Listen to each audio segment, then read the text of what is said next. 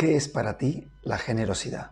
Quizás dar sin esperar nada a cambio. Siempre hemos escuchado esto de somos seres relacionales. Las personas nos relacionamos e interactuamos solo por necesidad.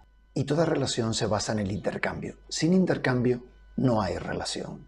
Según la pirámide de Maslow, estas necesidades van desde lo más básico, como son las fisiológicas, respirar, beber, comer, dormir, tener sexo, pasando por las de seguridad, como es la seguridad física, la familia, el trabajo, los recursos. Luego están las de afiliación, como el afecto, la intimidad sexual, la amistad. Y si seguimos subiendo por esta pirámide nos encontraremos con otras como el reconocimiento, es decir, la confianza, el respeto, el éxito, hasta llegar a la autorrealización, es decir, crecimiento, desarrollo, independencia. Seguro que muchos ya están pensando, esto no es así, porque yo doy muchas veces sin esperar nada a cambio y ahí no hay intercambio.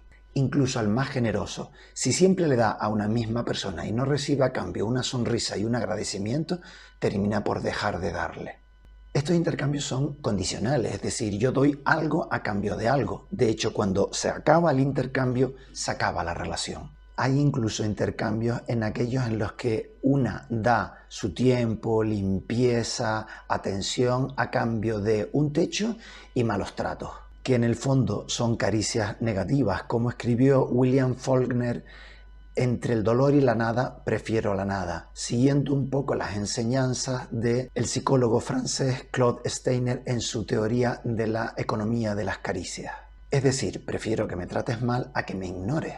Eso lo podemos ver incluso en niños, en adolescentes, en la relación con sus padres, con comportamientos inadecuados para llamar la atención de estos. En una pareja, cuando uno de los dos deja de aportar, la tensión comienza a sentirse cada vez más fuerte hasta que termina rompiéndose, ya que el que da entiende que el otro no le aporta nada a cambio, porque el otro no está ni implicado ni comprometido en ella. ¿Conoce la diferencia entre implicado y comprometido? A mí me gusta explicarla con un plato de cocina como es huevos con bacon. Es decir, la gallina implicada pone un huevo y hasta ahí llegó. El cerdo comprometido es capaz de dejarse la vida en ello. También ocurre cuando el que da no permite que el otro le dé algo a cambio. Esta relación termina rompiéndose porque el que recibe se siente como en constante deuda. Y esto ya no es una relación entre iguales, por ejemplo, como la amistad, o entre pares, como por ejemplo la pareja, ya que se ha convertido en una relación paterno o materno-filial, lo cual no permite la evolución. Tendemos a pensar, al menos así yo lo hacía, que para que haya un equilibrio tiene que haber igualdad entre el dar y el recibir, y así que no se produzcan injusticias. Pero si lo piensas detenidamente, esto no es así. Como por ejemplo en las relaciones paterno-materno-filiales en las que los padres dan mucho más a los hijos de lo que estos le dan a los padres.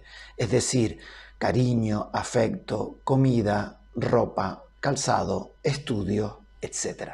El equilibrio en estos casos es sistémico, es decir, cuando tus hijos le den a sus hijos todo lo que recibieron de ti, ahí es cuando se cumple ese equilibrio. Quizás te estés preguntando, ¿y qué pasa con esos hijos que a su vez no tienen hijos?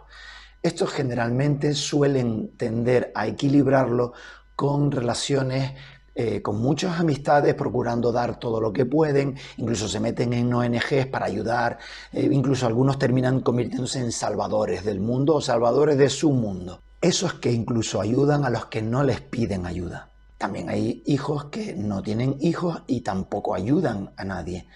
Estos ya llevan el desequilibrio en sus mismas vidas.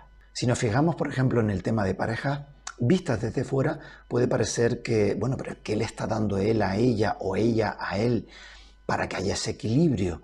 Por ejemplo, el caso de una muchacha que es guapa, viene de una familia bien, con muchísimo dinero, con estudios, con puestos de trabajo de alta remuneración, y él resulta que es más bien gordito, feo, de una clase social baja, no tiene trabajo remunerado al menos, y sin embargo la pareja se llevan genial, llevan años manteniendo un equilibrio.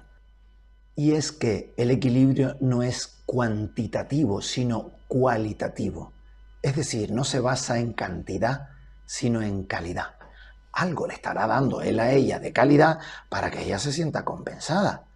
Por cierto, que nadie se me ofenda con esto. Y si es así, si te sientes ofendido o ofendida, pues mira este vídeo que te dejo ahora aquí, que seguro que te va a aportar algo interesante sobre la ofensa. No se trata de te doy 1 kilo de esto y tú me das 1 kilo de lo otro. Yo puedo tener algo de lo que me sobre muchísimo y esté dispuesto a dar mayor cantidad por aquello que tú tienes, aunque sea poco y me lo des, de eso que no tengo yo. En los trabajos también lo podemos ver, es decir, hay trabajos en los que las personas tienen un sueldo bajo, pero se les ve felices porque a lo mejor los compañeros son buena gente, hay buen compañerismo en el trabajo, el jefe no es un jefe, sino que es un líder, es decir, que hay un salario emocional que compensa el salario económico. Y lo contrario, es decir, personas que tienen sueldos elevadísimos, pero resulta que el ambiente es horrible, no hay compañerismo, son jefes que están siempre encima diciendo qué es lo que tienen que hacer y terminan rompiendo la relación.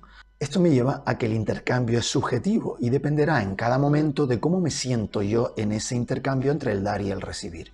Las relaciones que nos permiten crecer son aquellas que se dan entre iguales, entre adultos. Y para esto se tienen que dar dos condiciones.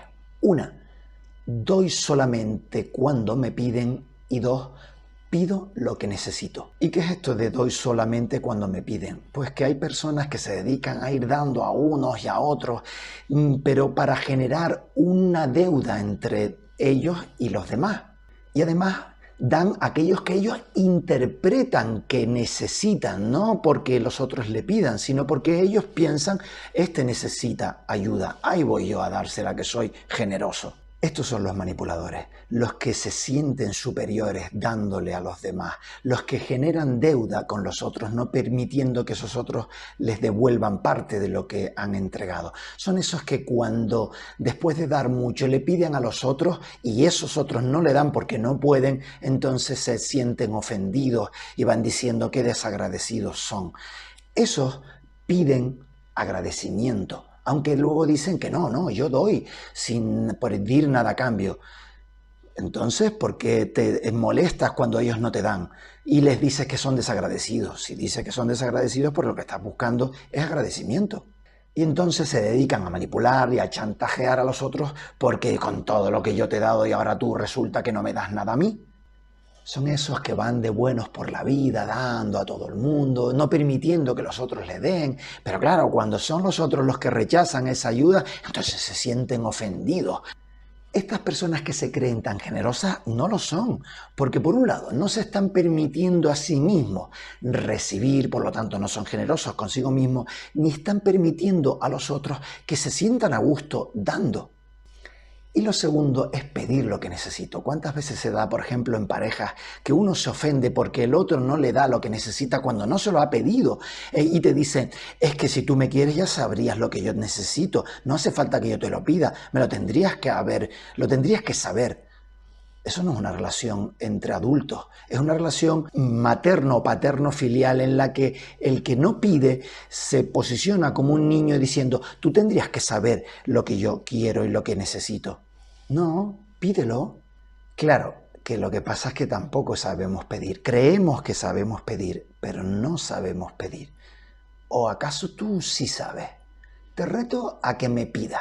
Si me sabes pedir el regalo, aquí dejando en tus comentarios, cada comentario es una petición, si me lo sabes pedir, te daré un regalo de 70 euros.